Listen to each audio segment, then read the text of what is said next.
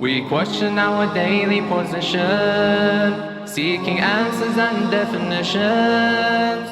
Get the queries off your chest with Ahkam SOS.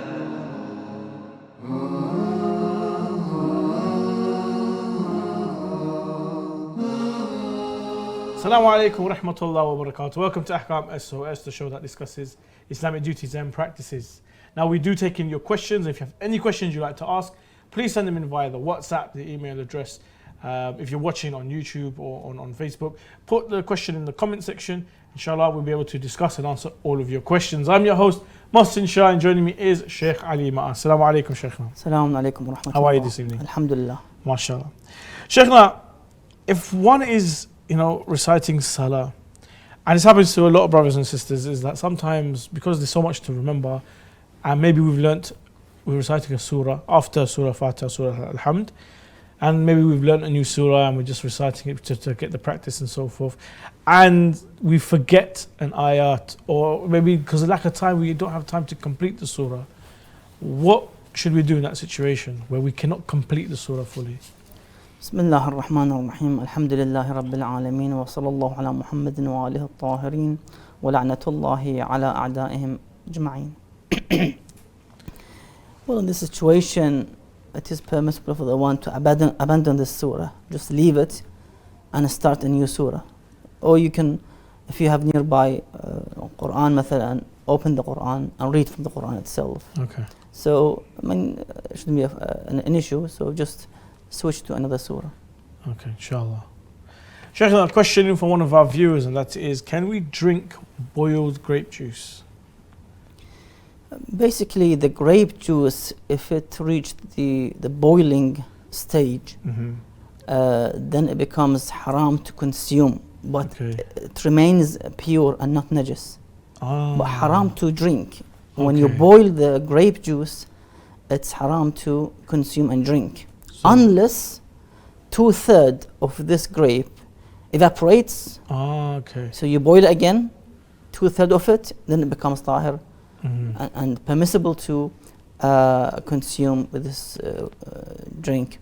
However, if this boiled drink of grape juice became vinegar, then that's, of course, vinegar is something else, then you can consume vinegar. I see.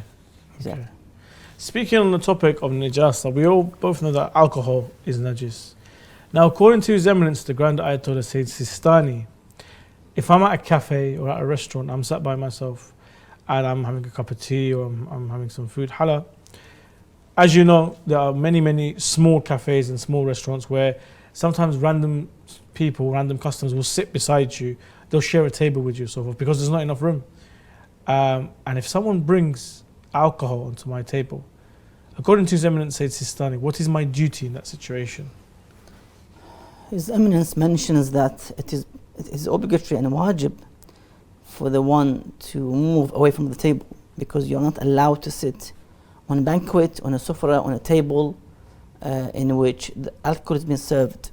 You have to change your place and you go to another banquet or sufra or table which has no alcohol on it. We cannot, even if we're not going to drink, but to be there, it's forbidden. So the one should avoid it. Okay. Sticking on najasa, Sheikhna, the corpse of an animal, the dead body of an animal we know is najis. What about the wet area around it? So let's say, if there was a dead body, then it started to rain. Obviously the water was on the corpse. The rain stopped, but there's like a wet patch now where that corpse lies, or underneath the corpse. Is that najis or is that tahir? Of course, the dead animals or the corpse of a dead animal, such as the cat and the rat you mentioned, becomes najis.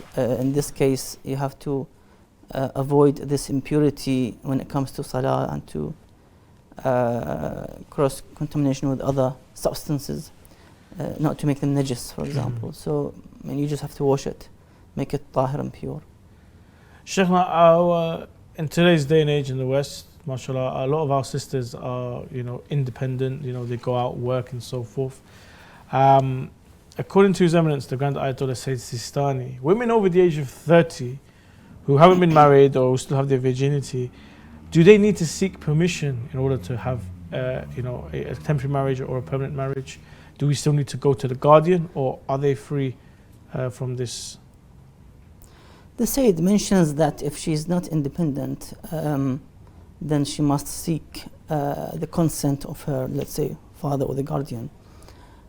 He says rather, even if she was independent, as obligatory precaution, احتياط وجوبي, that she seeks the permission of the or the consent of the father or the guardian, because in both cases, because she is virgin, and you know that the one who is married has more experience compared to the one who has no marriage before that. So to protect this woman, and likewise to protect them from being utilized, being exploited, being cheated or deceived in somehow. Some people are out there, they marry for, let's say, a short period and then they just leave them. So to protect the woman, especially who is not married yet, that she needs to have this consent from her parents in order to be able to get married. Of course, the one who's not, who's basically divorced or let's say a widow, she doesn't need any permission. She can actually marry herself to any suitable man that she finds suitable and munasib. Inshallah. Shaykh, a question from one of our viewers, and that is, if one takes a nap for a few seconds, would his wudu render void? Now, Shaykh, from my own research and what we know, is that to actually officially fall asleep, you need to, number one is like lose consciousness. The other one they say is that you stop hearing. So does this play a part as well when it comes to nap time? Or is it you close your eyes, you lay down, and that's it, you're in another world and your wudu is broken? Basically, if somebody was laying down and just closing his eyes, but he still can hear, if somebody talks to him, he can't actually respond or hear, then of course the wudu is not batil. But if somebody, even for a second, he stops hearing, because subhanAllah, when somebody sleeps, his hearing shuts down. And you can sometimes feel that when you wake up, you start hearing. So that's actually, if for 1 or 2 seconds the one's hearing was shut down and he couldn't hear anything, then of course the wudu would be batil and they need to redo the wudu for the next coming salah or ibadah. Sheikh, another question from one of our viewers, and that is it permissible for non-mahram man and woman to look at each other's face during conversation? Now this happens all the time, whether you're taking a bus journey or whether you're in a shop, maybe you're going to visit a solicitor or an accountant, and you will have to speak to females of the opposite gender, and vice versa. A lot of our sisters will have to speak to people of the opposite gender like males and so forth for professional reasons. Are we allowed to look face to face while we're having a conversation? Basically, if there is no shahwa, lustful intention, or riba, charm, or for example fitna, in which the one being attracted in somehow, there's no such evil intentions or bad intentions within the one. Yes, they can look to the extent that they need to, but in overall, when the haram comes, the one should avoid it. We have a hadith from Imam Ja'far al-Sadiq alayhi salam. In a detailed hadith, he says, فَزَكَاةُ الْعَيْنِ النَّظَرُ بِالْعِبْرَةِ. The zakat of the eyes, in other words, to pay off for having this eyes as a, the reward of this eyes that you've been given. What is the payback, or the basically to pay back for this ni'mah that Allah gave you, is to basically look with ibrah, in other words, to learn lesson, to look at Allah's creation and learn lessons, to look at the past history by reading the books, for example, to learn, let's say, from the past mistakes, by seeing those mistakes with yourself. وَالْغَضْ عَنِ الشَّهَوَاتِ وَمَا يُضَاهِيهَا, and also to lower your gaze from looking at the lustful scenes, which are haram, of course. We shouldn't be looking at the lustful scenes. Sometimes they are alive in front of us, in the streets, in the gardens, in places, restaurants. Sometimes they're over the TV, the media as a picture, as a video, as a movie. Sometimes we have, I mean, people watch movies, latest movies, 2020, 2021, and so forth. There are movies in which we have inappropriate clothing being worn, and most of the body is being shown and exposed. That's haram to look, unless you skip that part of the movie, which is difficult. I mean, you still have to look and then you skip it. So basically, when there is piety observed, there's no issue with it. But there's no piety, then the one should avoid looking, unless with the good intention. Inshallah. Inshallah, we'll go to a short break. Join us after the break. We're going to leave you with a short clip, and inshallah we'll be back with more of your questions here on Ahkam SOS. Assalamu alaikum.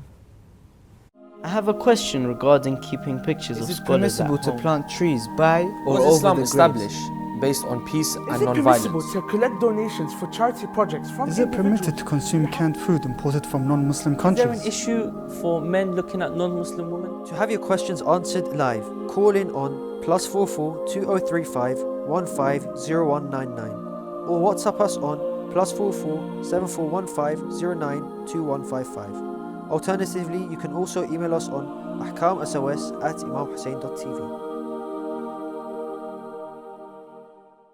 Assalamu alaikum wa rahmatullahi wa barakatuh. Welcome back. And yes, as you saw there, it is our duty to find you the answers to all of your questions in regards to Islamic law. If you have any question on any topic, there is no topic which is silly or taboo. It is our duty to go to do research and get you the answers you need. If you have a question in regards to the opinion of a certain marja, our dedicated team, myself and the Sheikh, we will be in touch with the official office or the official representatives of that marja to get you your answers. Send in your questions via the email, the WhatsApp. If you're watching on Facebook or you're watching on YouTube, put your question in the comment section. Hopefully those questions will get to us and we'll be able to discuss and answer all of those questions for you. Assalamu alaikum, Sheikhna. Assalamu alaikum. Sheikhna, in accordance to his eminence, the Grand Ayatollah says Sistani, clapping to celebrate the birthdays of the Ahlul Bayt, is this acceptable? The Sayyid mentions that yes, it is permissible, but rather it's better to replace it with dhikr and salawat. So if they can, let's say instead of clapping, repeat with the reciter, for example, the poetries, or if it's the dhikr of tasbih or something, then they do tasbih and so forth, whatever is the program is about in overall. So, or salawat, repeating the salawat ala Muhammad wa ala Muhammad sallallahu alayhi. However, clapping is allowed. Of course, some centers would not accept it. There's a ban on clapping, even if it was a celebration, due to the sanctity of that place. Some wouldn't allow it. But in overall, as a fiqhi and a shar'i ruling, it is allowed. Okay, it's permissible. Exactly. But there are better options available. Exactly. Yeah. Ahsant. Sheikhna, I mean, here in the Muslim community, we do see divorce, unfortunately, with couples, even though Rasulullah sallallahu alaihi wa alihi and the teaching of the Ahlul Bayt strongly advise us to keep hold of marriage because it's so sacred, and to do whatever any means and what is necessary in order to protect and save marriages. But unfortunately, sometimes divorces do happen. Now, in the case of a couple who have a divorce, and later on they find out that either the divorce was not read properly or wasn't read precisely, or they missed out certain elements of the divorce contract, in the viewpoint of the Sharia, is this couple divorced or are they still married? No, they still remain as a husband and wife. And the divorce did not take place. I mean, they didn't, because of the So it's not valid. lack of conditions. Let's say there are no witnesses. Yes. You can't perform the divorce without witnesses. Witnesses wajib in divorce, mustahab in marriage. Marriage, yeah. So unlike the Ahlul Sunnah, where they have, I think some of them, or some sects, wajib to have witnesses in the marriage, but the divorce you can say talaq, talaq, talaq. That's it. Yeah. She's done, finished. Yeah, I've even heard that at 3 separate times. Exactly. So 1 year, 2nd year, 3rd year, and that's it. It's quite strange. But yeah, Sheikhna, a question from one of our viewers, and that is it permissible for a mother's husband, stepfather, to look at the hair of his wife's daughter, the stepdaughter? So, can the stepfather look at the hair of the stepdaughter? Yes, it is permissible. I mean, there are rulings on, for example, due to the marriage, due to the reading the nikah contract, they become ala kulli hal halal. And it was in the old days, they used to do these things in order to, for example, let's say someone living near this family, and they always had visits and meetings. So, for example, the man would do just a nikah contract on the daughter of this this family, this mother. So when he comes to the house, he's halal and mahram to the mother and the girl, for example. It's just a nikah for contract for being halal when he comes and goes outside. Okay. So it was in the old days. They used to do these things just to avoid haram interacts and communications. Yeah. Shaykh, a question from the WhatsApp. We've got someone asking, Assalamu alaikum, I've been wondering why people say that a person born out of wedlock cannot attain a certain level of spirituality and will have a lack of love for the Prophet and his family, peace be upon them. Where does this come from? Shaykh, we know that there are certain narrations in regards to those who are born out of wedlock. Even when it comes to Sharia, those who are born out of wedlock, for example, they can't lead prayer and so forth. So where does this all root from? Where does it stem from? You see, basically, our ulama, when they issue these types of rulings, they go back to the hadith of Ahlul Bayt alayhim salam and the prophetic hadith as well. So they would base it on these rulings and hukum. When it comes to the one who was born from the haram, and of course it wasn't her or his fault, it is the fault of those two couples who met in a haram way and initiated this relationship in a haram way, which resulted in this boy or girl who were born in the haram way. But in overall, because of the typical nature of this birth and because of this relationship, it's like somebody, as you mentioned, for example, the imam cannot pray except when he's sitting down, for example, due to disability, for example. You can't follow an imam in the salah who sits down and prays. I mean, you can't blame this imam, this Maulana, that you're praying on the chair and we are standing up and praying and we can't follow you because of your situation. The nature of this situation drives the one to not to be able to pray behind somebody who is on the chair, praying on the chair. So you have to pray behind somebody who is standing up. So these are hukum based on rulings, based on hadith, in which from Ahlul Bayt alayhim salam. In overall, when we look at this situation, that the one who was born in this situation in a haram way would in many occasions incline and lean towards the corruption and the haram acts. And that's what we have. Those who killed Imam Hussein salamullah alayh, at least 10 of them who were in Karbala on that the spot and the maqtal Qatligah, 10 of them, they were the sons of haram, awlad zina, according to research by some ulama. So they would basically incline to such evil acts, and especially killing Ma'soom, the grandson of the Prophet sallallahu alaihi wasallam. So that would lead to such acts, but it doesn't mean that they are forced to do these evil acts and eventually go to hellfire. Na'udhu billah. Allah is just, Allah is adil. So in a hadith, for example, in Kitab al-Kafi by Kulayni, rahimahullah, he says, a hadith from Imam Ja'far al-Sadiq alayhi salam, that with this regard, that inna waladu zina yusta'mal, the son of who was born from zina, he would be given the opportunity. In amila khayran juziya bih, if he did good, then he will be rewarded, and inshallah to the paradise. So there's no such thing that the walad zina, the son who was, or the daughter who was born from zina, they go straight to hellfire. Na'udhu billah. No, Allah is just. If they do good acts and deeds and conduct, they go to paradise, inshallah. They will be rewarded. When amila sharran juziya bih. And if they do bad deeds, of course, they're going to be punished as those who participated in killing of Imam Hussein in Karbala. Awlad al-Zina, in which they committed this evil act. So basically, the one who was born in this situation, they have both options, to be good or to be bad. But of course, because of the nature, then of course that would be more inclined to this position. And that's why the nikah, the halal marriage, is in which Allah subhanahu wa ta'ala has made this ruling that would of course create a lot of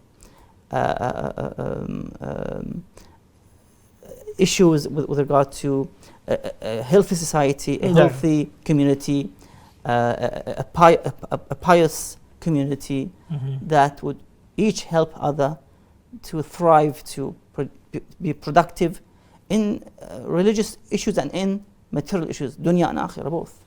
So halal is the best at any stage, and in all sections of the life, the one should seek halal.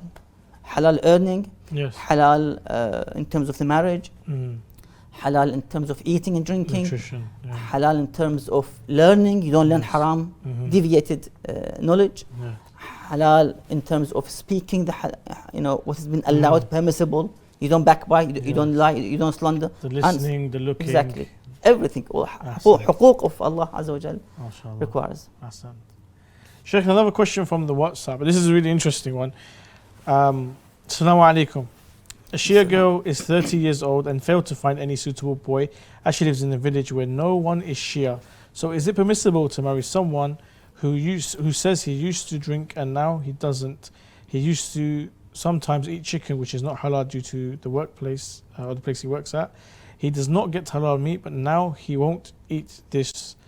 Should she trust all of these things? Deep down, she is scared about the children and whole next generation, as this boy was doing haram things, as although knowing she is not deserving, she wishes to serve Sahib al-Zaman, Mawla Ajul Faraj al-Sharif, and her family. She keeps praying to be among the 313. So here we have a situation where I guess there's a sister, very, very pious. She's looking to get married, and this, unfortunately, what she's coming across, maybe I guess it's the way they're not of the same background or of the same upbringing.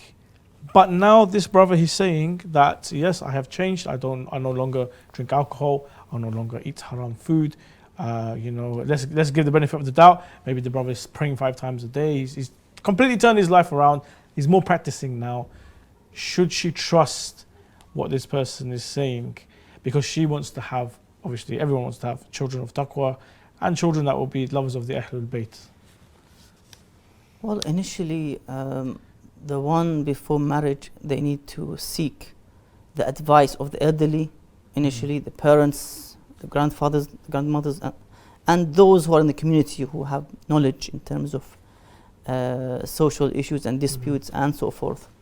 So you have to go back and do an intense research about this individual and in overall about marrying such an individual from a different background, a different faith in terms of the sects in Islam, and his background, of course, that he was in this situation. Because we have narrations in which state that you have to make sure you choose the right individual, because it will have effect in the genetics of the one as a future generation coming and the offspring.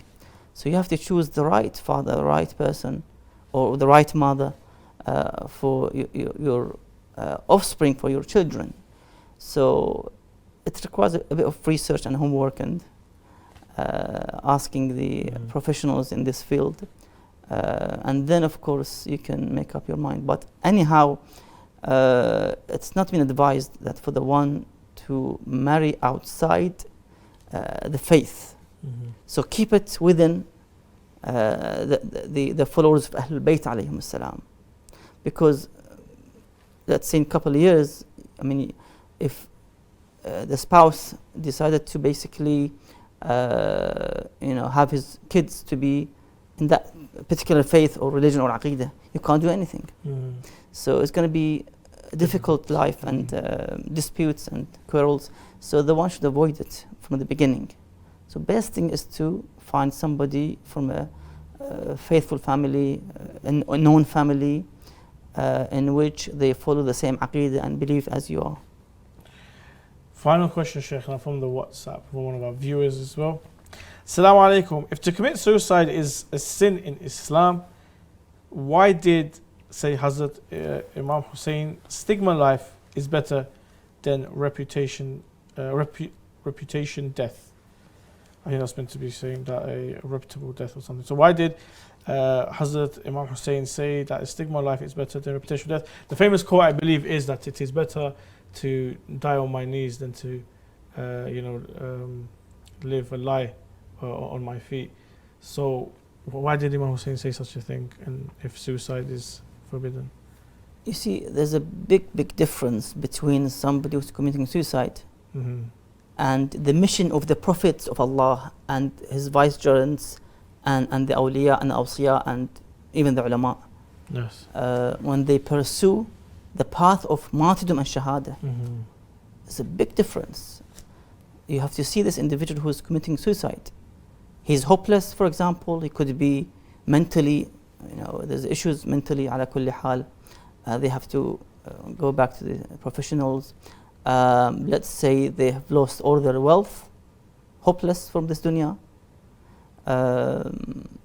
despondent from Allah's mercy, na'udhu billah. So the one should basically understand that this is a sin. Committing suicide is a sin. There's no objective behind it except ending your life. Khalas. I can't bear any more the difficulty of this life. Khalas. I want to leave this life. I got thousands of pounds of debts, for example. I don't know, the government are chasing me for tax issues and so forth. I want to end my life. And with the one who has a mission, who has a firm belief, who has to convey a message from Allah Azza wa Jal.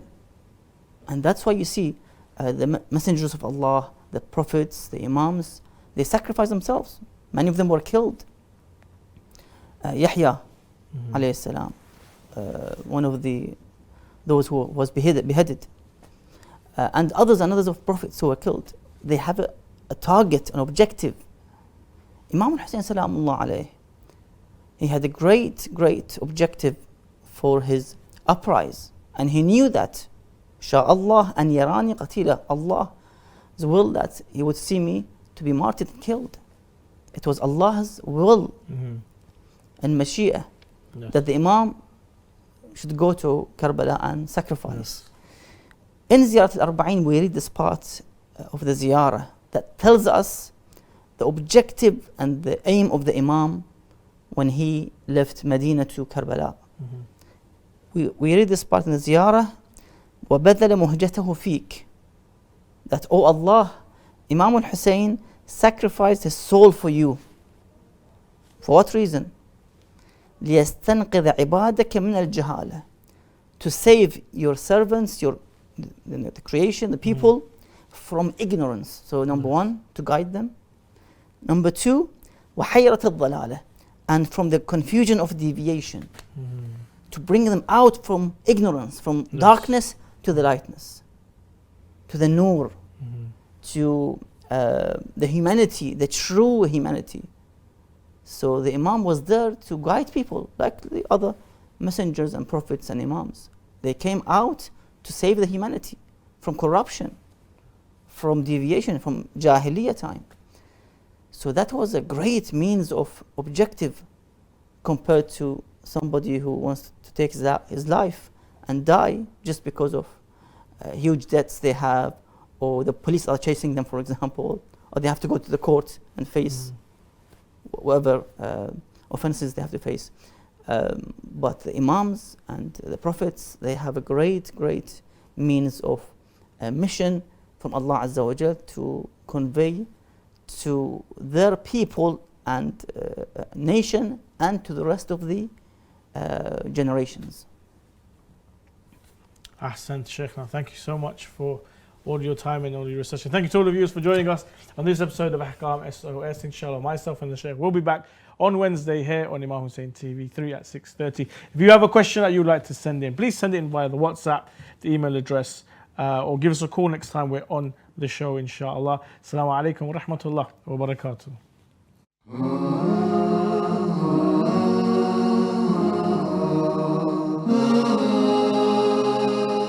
We question our daily position, seeking answers and definitions. Get the queries off your chest with Ahkam SOS.